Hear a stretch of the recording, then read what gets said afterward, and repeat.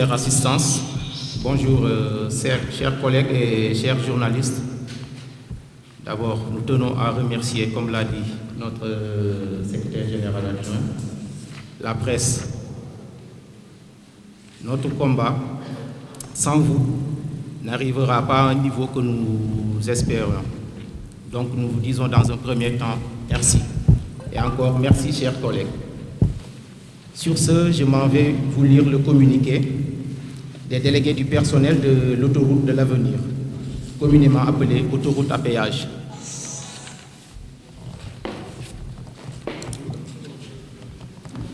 L'autoroute de l'avenir a commencé ses activités en octobre 2011, grâce à la vision éclairée du président Abdoulaye Wade, qui faisait du développement des infrastructures un des points focaux de son mandat.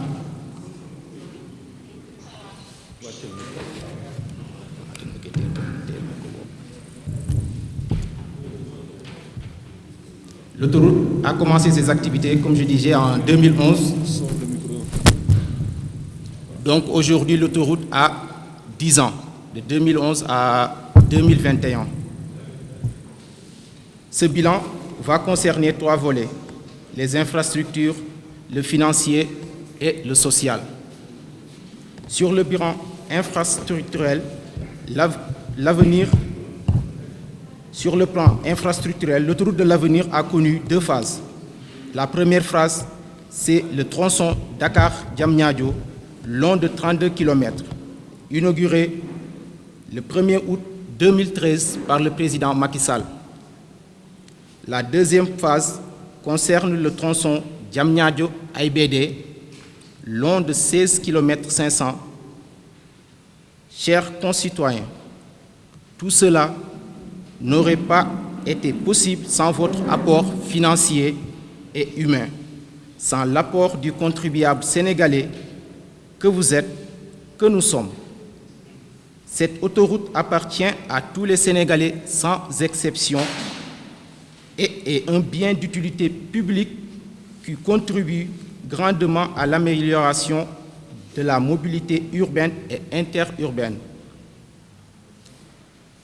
Deuxièmement, nous allons aborder le volet financier.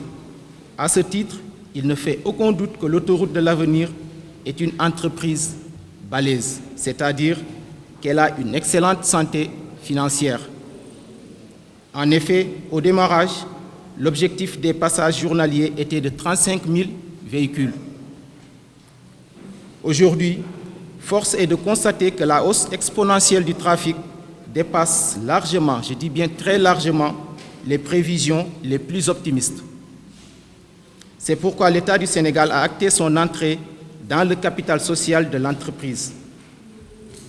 Si une entreprise est rentable économiquement, cela doit pouvoir se refléter sur le vécu quotidien de ses salariés, autrement dit, le social de ses salariés. Il est vrai qu'avec l'ancienne direction, nous avions un climat social apaisé au sein de l'entreprise. À l'avènement de la nouvelle direction, les salariés fondaient beaucoup d'espoir en elle, eu égard aux restructurations effectuées, la mise en place d'une équipe RH. Malheureusement, ces efforts se sont transformés en désillusion totale. La nouvelle direction générale a opté pour le dilatoire dans les négociations avec les délégués du personnel.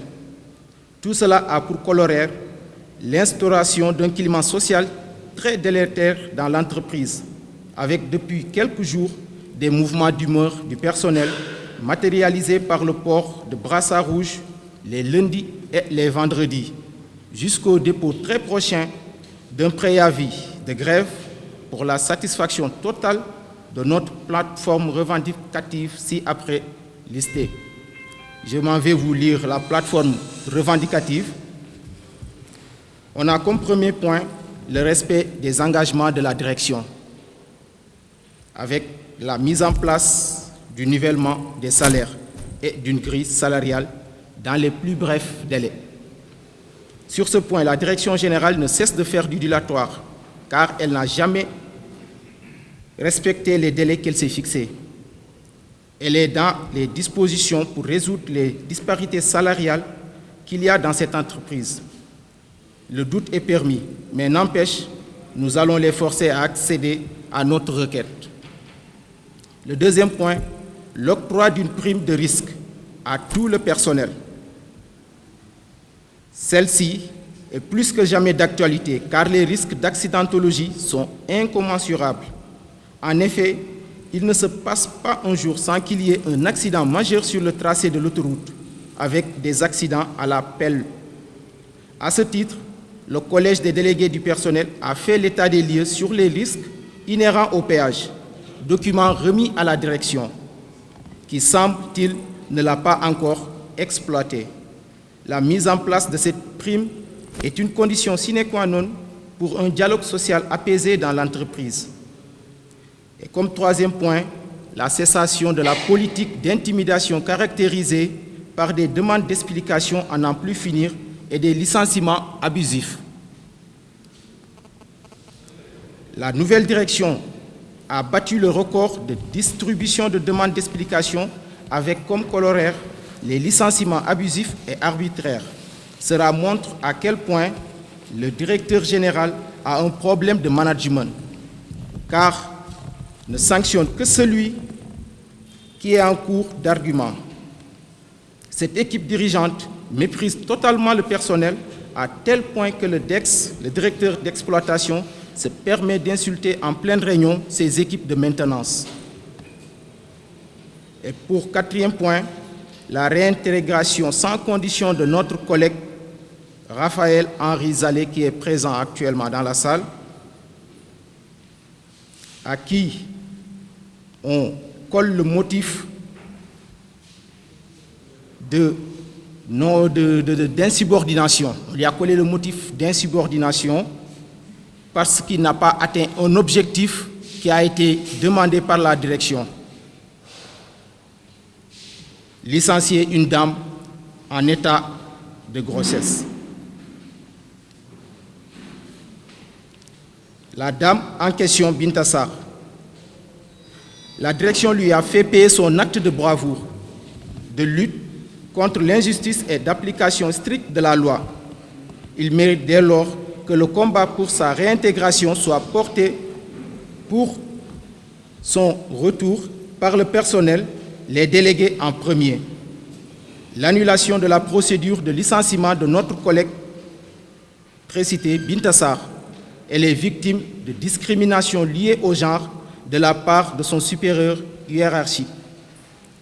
Elle a subi tellement d'harcèlement, même en étant enceinte, qu'elle a failli y laisser sa vie, parce que victime d'un accident le 1er mars, jusqu'au jour de son licenciement notifié.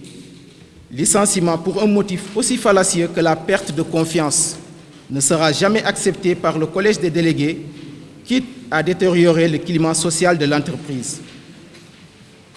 Pour notre sixième point, l'ouverture du capital social aux salariés des deux entités, CKOS. La société FH était l'unique actionnaire. L'État du Sénégal vient d'entrer dans le capital à hauteur de 25%. Reste alors plus que l'entrée du personnel dans le capital, elle reste la priorité des priorités pour la section syndicale. Comme septième revendication, la mise en place d'une politique sociale digne de son nom, la modernisation de l'IPM passant par une dématérialisation constitue un point focal de la revendication d'ordre social. À cela s'ajoute la coopérative, une coopérative d'habitat. La direction doit trouver les voies et moyens pour boucler la première phase et accéder à une seconde phase. L'octroi d'une prime de risque à tout le personnel. Celle-ci est plus que jamais d'actualité.